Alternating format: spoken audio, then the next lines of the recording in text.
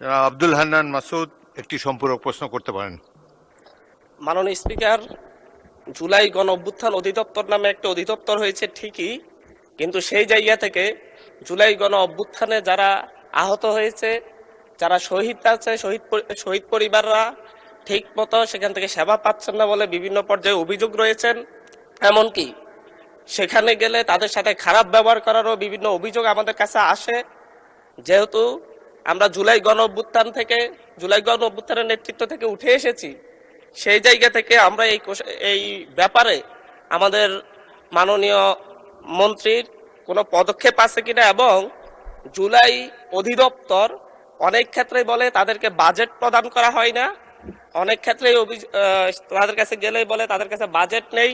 জুলাইয়ে যারা অংশগ্রহণ করেছে, জুলাই যোদ্ধা এবং শহীদ পরিবারের জন্য যে বাজেট সরকার দিয়েছে সেটা দেওয়ার মতো এই বাজেটগুলো নিয়মিত দেওয়া হবে কিনা, কি পরিমাণ বাজেট দেওয়া হবে, এবং সেই জায়গায় যে হয়রানির কথা আমরা শুনতে পাচ্ছি, জানতেছি, এই ব্যাপারে কোনো পদক্ষেপ নেওয়া হবে কিনা। মাননীয় মন্ত্রী। ধন্যবাদ মাননীয় স্পিকার, আপনার মাধ্যমে মাননীয় সংসদ সদস্যকে ধন্যবাদ জানাচ্ছি।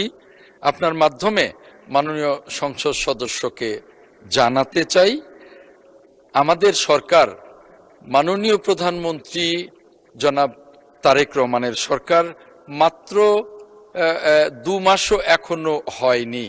এর মধ্যে আমি যে কদিন দায়িত্বরত আছি, আমার কাছে যারাই গিয়েছেন জুলাই যোদ্ধাদের, তাদের আমি যথাযথ সম্মান দেবার চেষ্টা করেছি। আমি আপনার মাধ্যমে মাননীয় সংসদ সদস্যকে আশ্বস্ত করতে চাই, জুলাই যোদ্ধাদের যে সমস্ত সমস্যাগুলো আছে সেই সমস্যাগুলো সমাধানে মুক্তিযুদ্ধ মন্ত্রণালয় বা এই অধিদপ্তর যথাযথ কাজ করবে, এবং তার জন্যে যা যা করা দরকার তা করা হবে বলে আমি মাননীয় স্পিকার আপনার মাধ্যমে সম্মানিত সংসদ সদস্যকে আশ্বস্ত করছি। মাননীয় স্পিকার, আপনাকে ধন্যবাদ।